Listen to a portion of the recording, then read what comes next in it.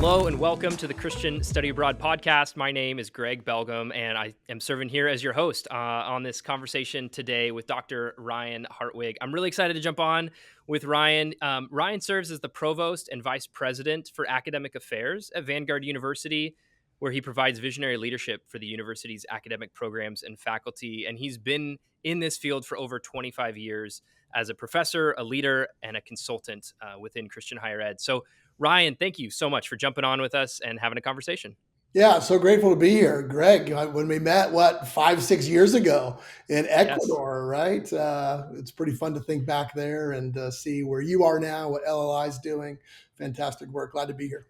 No, I appreciate that. Yeah, that was like one of those trips that really stands out. I feel like we do a lot of travel at different times and have the privilege to do that. But that one in particular, getting down to the Amazon and that was sweet. So I know I've seen you from a distance, but excited to jump back on into conversation today. Yeah, thanks. Great to be here. Cool. Well, this conversation, I'd love to hear from you as somebody in a senior leadership role at a university and somebody who's been at this work for some amount of time. You continue to do this work, and you've probably had opportunities to do other things, but you've stayed committed to this for over 25 years. Just to kind of kick us off, what is your why Yeah. for working in Christian higher ed? Yeah, because it's absolutely transformational, Greg. I mean, I think I look back to my experience. I'm a product of Christian higher ed many years ago, and I had this phenomenal transformational experience. And then as I stepped into it, served in student affairs, served in faculty, now serve in administration and so on, I just continue to see the Lord just do this phenomenal work across students and seeing them come through our programs and then going out and serving the Lord in all different domains of life and so on is just phenomenal. I think I would maybe more particularize it though, say it this way. I'm not sure that there's a better place than Christian higher ed to be able to kind of get at what I think folks need at that transition from adolescence into adulthood and so on, adulthood and so on. I guess I would specify it this way. Like I think what happens at a Christian university is like there's no better place to get a clear sense of calling, to develop a deeply rooted faith, to get an education that will shape your whole life, that will enable you to find a lasting community of friends, and will enable you to find lifelong mentors. Now, I said a lot of things there, but I think what's so valuable and the reason I continue to do this is because this is a setting, a place, an environment where those kind of things happen. I think so many students walk through for us and they come and they're like, I don't know what I'm supposed to do. I don't know what God's called me to. I don't know how I'm supposed to use my gifts and my talents and what the Lord has put into me. And this is a place where through the interaction with faculty and students and curriculum and all of those kind of things, the students get a sense of this is what I was made for and this is what I want to do. I think at Christian universities, we're able to help students to develop a faith that will withstand the challenges of life. So many come in. I see even my own kids who've been raised in a Christian home, but who go off to a Christian university and just find a depth of faith, a rooted faith, a personalized faith, something they can hold on to with conviction as they move forward. I think you go to a Christian university and of course, you get preparation for a career, but you get preparation to live a good life in all different aspects of life as a member of a community, as a member of a family, as a person who makes life better in the spaces that they're in. Like that's what happens here. Oftentimes, because of the community and the different kind of people who are attracted, of course, to a Christian university, you're able to develop great friendships that will stick with you. I think about my friends. I've been journeying with a group of guys from college for now 25 years and just the richness of friendship. One of the things I realize kind of the older I get is how valuable long-term friendship is. Like I just love that. That happens. And then finally, I think you're in a place where you can meet folks who are ahead of you in life, whether those are staff folks, whether those are faculty, whether those maybe even are students who are just a little bit further ahead, who kind of become these lifelong mentors. So I think for all those reasons, like that's why I'm in this thing, because I don't know a better place where young people are able ultimately to glean those kinds of experiences that they can take with them for the rest of life. Yeah, I think as I'm hearing you talk about that, I mean, there's obviously the passion and the conviction with which you're sharing that. But maybe if you just even put some of those pieces down on a piece of paper, it might be like, okay, yeah, like I may be able to get this in a different institution or a different setting, But maybe what I'm hearing that's clear in your conviction and passion is that this is both holistic. It's like the whole person. Yeah. It's not just about career preparation or just about academic learning. It's really whole person care through student life and through faith preparation and formation. But then it's also there's a degree of intimacy. I Mm. think at a small private institution, it can be small enough, or it can people are there with a deep sense of why and a shared commitment, so they can get both kind of the holistic and the intimacy that maybe some other place could put that on their flyer to say that you're going to get some of those pieces that you're describing. But there's just an authenticity that I've as a visitor to a lot of Christian colleges and universities, somebody who kind of comes in as an outsider from time to time. That's my observation as well. That kind of matches what you're saying. I think a bit. I'm glad to hear you say that. I think that's good, right? As someone who's trying to lead in Christian higher ed, we're trying to create spaces where that happens for our students, and I'm grateful that you, as someone who's around campus, you can see that. And I think you're right. It's oftentimes about those smaller environments where all of those pieces come together. I remember back when I was a prof, and I'd be teaching, and the campus I was at had this kind of amphitheater area, and I would love to do class outside in the spring. It was really beautiful, and we would go there. And I remember one time they came and they did a photo shoot, so I have these pictures of us there, and I thought, what an image of what happens at the Christian university, right? You've got this group of 25, 30 students who, in large part, are chasing after the same kind of things, who are turned towards one another, who bring in all kinds of relationships with them into that classroom, and then when they leave, they take those relationships out there. You've got a faculty member who's gone and trained and studied, who's investing in this group. Like, there's this intimacy, right, and this purposefulness that has effects that are probably exponential to the kind of effort that's even put in. Hmm. Well, today we're going to talk a little bit about study abroad and global That, education, which I think that the smallness and the intimacy is definitely there if you're going for 10 days or 3 or 4 months or a summer term. There's definitely the small, but there's also some things that are new and maybe unique that can happen in a off-campus experience that may be kind of challenging to accomplish on campus. So maybe a question for you as you think about your why and you think about some of the purpose of Christian higher ed. What unique role does global education and study abroad serve in some of those aims? yeah, I love the question. So I'm a group and organizational communications scholar, turned university administrator, and so on. But one of my favorite OrgComm scholars, a guy named Chris Gray out of the UK, but he says this. He says, "See differently, and you will do differently, right? Or see the world differently, and you will do in the world differently." And I think what's so powerful about global education is you, as students go and they travel, whether they're on their own or they're with a group or they meet up with a group or however that sort of works, they are exposed to seeing the world differently. I remember one of my global experiences with students. I was in Vietnam, and one evening, our host had a one of those scooters, and so he had given me the opportunity to ride one of these scooters. And so I'm riding pretty close to the school where we were working and serving and studying and so on. Right, but we go there, and we're just at this massive roundabout, and there's got to be 1,000 of these scooters on this roundabout. And it was just one of those moments where I was just thinking, my goodness, the world that I typically occupy is so the world I occupy is so small, but the world is so huge. I mean, these folks who live here just do life so differently than I do life. And what does that mean for me as I begin to see that, right? So I think we start to see people differently. I remember one time I was on a study abroad trip, and we were in Amsterdam. We went to Anne Frank's house. And of course, we've read about the history of World War II and the Holocaust and all of that. But there's something that happens when you're walking through Anne Frank's house, that you start to see history incredibly differently. I think when you go out and you start to see professional practice differently, I was on another trip and I was with students. We were at a PR agency in Berlin, and we're talking about how they go ahead and do their advertising and PR work, and starting to see, oh wow, there are certain kind of practices and principles that go across culture, but there's different ways that they engage here. And what's the workplace like there, and so on, right? And then probably in all of that, you begin to see yourself differently. Going to for students to go to a place where they have to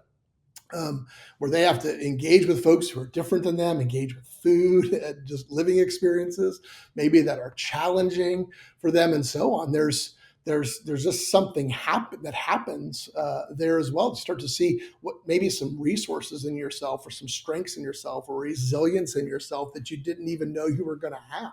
I don't know about you, Greg. Most of the time when I talk with students as they go off, especially for like semester long or year long experiences, I usually will hear from them within 3 or 4 weeks where they're saying, I'm not sure. I'm glad that I did what I'm doing. I'm in here, I'm a few weeks in, and this is going to be tough. And of course, the conversation is, hey, hang in there, because there's things that you need to learn in this space. There's things that God wants to teach you while you are there. So I don't know a better place than global education or study abroad, where you actually are able to begin to see the world and all of the things that, as you see the world differently, that will then help you then to do differently there as well. I can't not personalize this, Greg. So my daughter, who's a senior this year at a Christian university. She studied in Ecuador with Living and Learning last fall, and it was really fun. As she came home, I just saw her come home kind of with this confidence about her, a confidence for how to navigate these urban kind of international spaces. I saw just an intimacy in her walk with Jesus. I think she had that there was just in that being away, that she had to lean into Jesus in some ways that she just hadn't fully before, right? Or in different ways. She had a strong relationship with the Lord, but that just matures.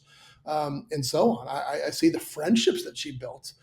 We've had a couple of the students that she studied with who've come and visited us. We've had them in her home. In fact, she's going on a big trip with one of her friends from that experience in just a couple of weeks. She's got a greater heart for God's work among the nations. I mean, it's so powerful. So I think, one of the things I love is, from where I am now, is I've gotten to see it on so many different perspectives. I was a participant as a student back in the day. I've been a faculty member that's traveled with students. Now I'm a father of a student that goes. And then of course I see our students who go from Vanguard, who go out and who travel, and they come back. And they're, I think, just more the people that God has designed for them to be, and more equipped to go and do in the world than maybe they were prior to that experience. I just think it's so powerful. Yeah, no, I'm encouraged by all of that, and I think a lot of the folks listening to this podcast are working somewhere in Christian higher ed and have some role. They're some type of stakeholder that cares about how study abroad is happening within Christian higher ed. Some people are responsible for advising students; they're kind of front lines. Some are out there evaluating programs and opportunities abroad. Some are faculty members who've maybe been running a trip that they're committed to for the past 15 years. Yeah. And so, you shared about all the impact and the transformation of this work, but there's also the reality of pulling these things off is no small endeavor. And there's Yep. a whole army of people that go unseen to make these things happen, as well as a commitment from folks in your seat to say, yes, this is important, and we are going to continue to advance this work and advocate for this work. So, yeah, maybe for some folks that are anywhere on that whole spectrum of what role they find themselves in, how should they maybe think about how senior leadership thinks about them? Yeah, I think I'll answer your question, but I just want to say something else. As a comment came to my mind as you were explaining there.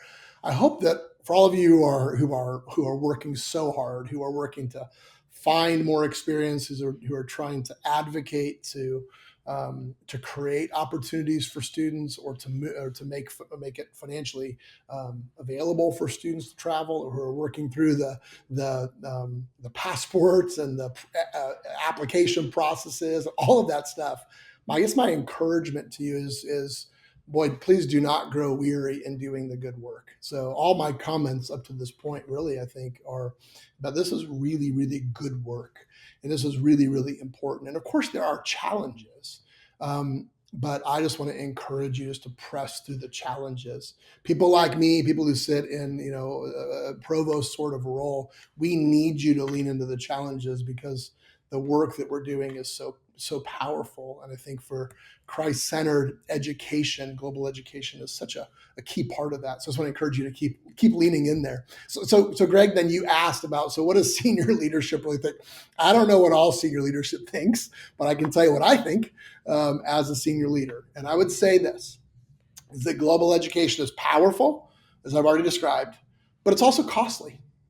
It's also challenging, right?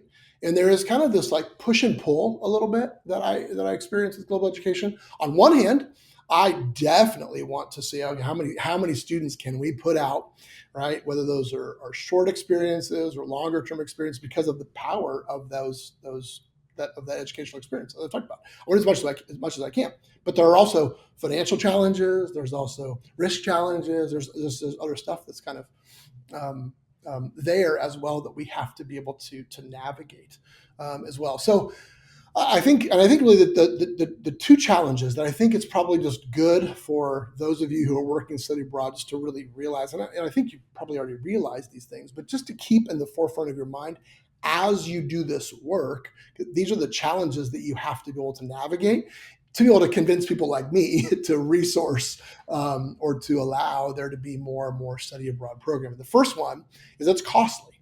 Of course, study abroad is costly for our students, but it's also costly for the universities. So even if there's just 5 students who are traveling abroad, but we have 5 empty beds in a residence hall and 5 spots in classes that are not filled, right? That's significant, right? That's probably 5 students there. On most of our campuses is $100,000 of lost revenue that comes to the institution. And we just have to be able to have that in mind. It's not a deal breaker, of course, but we just have to know that it's costly. And so how do we ought to think about that? And I think the second thing that's a challenge is that it does introduce risk. We can't control as much. You can't control the curriculum as much, right? And I'm a prof who thinks that my org comm class was the very best org comm class in the universe, and that every student who takes or would be a communication major at the school where I would teach must take my organizational communication class. But of course, if you're going to allow students to study abroad, you got to give them flexibility in the curriculum. You got to give them opportunities to go. So you can't control that. You can't fully control student safety. And nobody knows that better than you know that, Greg, in the community living and learning. I mean, there's just challenges there as students are living and studying abroad. It's more difficult just even in terms of like spiritual and relational covenants, right? The kinds of places where students are, where they're living, and I think for many of us, we love to kind of have as much as we can this sort of curated and controlled environment. But in study abroad, right, a lot of that is reduced. So I think those are just the realities. And I think I would just encourage all of you who are listening to just remember those realities. But now let me flip that maybe in a positive way. So here's what I think that great study abroad advocates, staff, and so on do. First of all, they understand the costs and they understand the benefits. They understand the challenges and the potential, the power, and they're able to communicate in terms of return on investment. Return on investment for students, return on investment for the university's mission, for impact, all of that, right? They have to be able to think of it that way and be able to say, hey, I know it's going to cost us in this way, but here's the benefits that are going to come. It is going to be worth that investment there. And then I think secondly is you've got to be able to thoughtfully mitigate the risks that are there. So you've got to be able to think about curricular alignment. Like I would encourage you get way out in front of that. Get out in front of the way you're thinking about your 4-year plans and your majors. What are good times for students to be able to study abroad? Have you been able to identify some key partners who have classes that match some of your curriculum that you can steer students towards? Those kind of things. Make sure you're thinking ahead about the safety elements. What are we going to do? How are we going to try to help our students have a great experience and honor the commitment that their families have made to our institutions to try to do all we can do to serve them well. So those are, I think, just some of the things I think that I would just encourage you all to think about as because this is such a powerful work. We want to press towards it, but we also got to recognize the challenges. And I guess my hope, even in some of my comments here, is I'm giving you some talking points or some things to think about as you're saying, okay, how do we press forward and open up more opportunities like this for students? Yeah, it's sometimes one of the challenges if you're kind of in the trenches doing some of this work, you're spending 100% of your time thinking about this work. And you're Mm. like, gosh, why am I not getting the support from leadership? This makes a ton of sense. Like I've been hired for this job and this is what I'm supposed to do and I'm getting blocked. Yeah, And they, I'm sure you think about this, but you probably think about this 5% or maybe 8% of or maybe less, I don't know. Some fraction of your mental bandwidth and your yeah, role is to oversee this. And so for you to say, okay, can you just help me understand from your perspective, how does what your area does have cost and the benefit that you're talking about, yeah, for one, and then for two, show me the competence that yeah, you have in your role. So yeah, that was maybe what I heard yeah, from you of those two pieces of feedback is one, be good at communicating and telling the story, but it's got to be grounded in reality. It can't be, yeah, it's got to have some real teeth on it.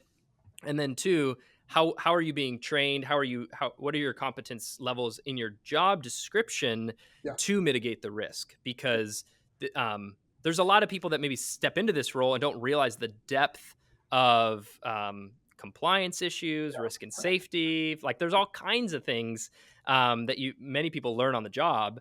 So get to learning is maybe one way to mitigate that risk. yeah. I'm putting you on the spot a little bit, but the analogy you get or the story you shared or the encouragement was to think about both articulate the cost and that should be grounded in reality, but then also talk about the benefit. Are there other areas around campus that you've seen do that well, where there's an acknowledgement that, hey, yes, there's some cost to this, but the benefit is really high? And maybe what comes to my mind out the gate is student life. There's a good amount of investment that goes into student life, and there's probably some benefit there. But just for people to have an analogy, maybe across campus of other ways you've seen that done well. Yeah, absolutely. I think spiritual life, or like a campus ministry sort of area, right? And there's all that's costly, right? But the effects that can come from students who are leaned into their relationships with the Lord and are able to lean into a vibrant institutional sort of celebration or worship culture and discipleship culture is powerful, and it has impacts across campus far beyond just thinking about retention or learning outcomes, that sort of thing, right? There's that sort of cultural power. I think many institutions are thinking more and more about the investment in career preparation, career services, helping to place students after they graduate, those kinds of things. That a lot of that is not going to show up. The impact of that's not going to show up in a first to second year retention number, right? It's maybe not even going to show up in a graduation rate number, and so on, right? But those are the kinds of things that if we can invest in that, and students then are able to land on their feet and be able to be successful and move forward and so on, we may not understand the impact of that for 5 to 10 years, because students got to get out and get their jobs and move forward and so on. But like if we can be able to think about, okay, this is the impact it's going to make. Let's do the best we can do of trying to capture the return on that, and when we will realize that, I think the better off we will be. And I just live in a world where I am constantly thinking about that because I every day I disappoint someone. Every day, folks are saying, hey, this is important. This is a thing that we should resource. We should pay more attention to. We should put more money into. We should whatever. And I can't say yes to all of it. So I'm constantly looking to say, okay, where are we able to invest? And so those who are able to really articulate well the impact of that work, those kind of projects tend to rise to the top. Sure, sure. Yeah, and I mean, just to be explicit about why Living and Learning is out here having this podcast and running a conference. I mean, it's yes, we run programs, but it's really not about driving enrollment to our particular programs. I think we want to be able to come alongside and support the staff at Christian colleges and universities that are tasked with this. Maybe they're in a really junior seat and don't have a voice. Maybe they're in a fractional seat. They're also doing academic advising, or maybe they're doing something else. And for those folks to be able to turn to their leadership and say, hey, there's a community within Christian higher ed that is pushing forward global education. I think that's some of our why, realizing that yeah, we think study abroad Yeah. has all the transformation that you're talking about. We've seen it firsthand and we know it, and we want to see that happen. So um, I mentioned a conference just a second ago. We have a conference coming up in April 2026 at Southeastern University in Lakeland, Florida. And I'm so excited that you will be joining us in person as our keynote speaker. And so excited for what you're going to share with us there. Yeah, even as you've thought about that and that opportunity came across your desk and you chose to say yes. Well, yeah, what are you looking forward to as you're thinking about that gathering? And yeah, any kind of words for those listening who will likely be at the conference as well? Well, I'd love to see you. Love to meet you there. My desire will be to hopefully be encouraging to you and maybe be equipping to you in some ways as well. So I'm thrilled to be able to have the opportunity to do it. I'm so grateful, Greg, for your work and for the whole team at Living and Learning. Y'all do good work, and you care well for students across Christian colleges and universities across the country. And so I'm grateful to be a part of that. And I certainly want to be a champion for the kind of impactful kinds of experiences we've been talking about today. So really looking forward to it. Cool. Well, thank you. Thanks for taking time today, and then also for joining us at the conference. So, Ryan, thanks so much for being on, and really appreciate you and friendship over the years. My pleasure. Thanks. All right, take care.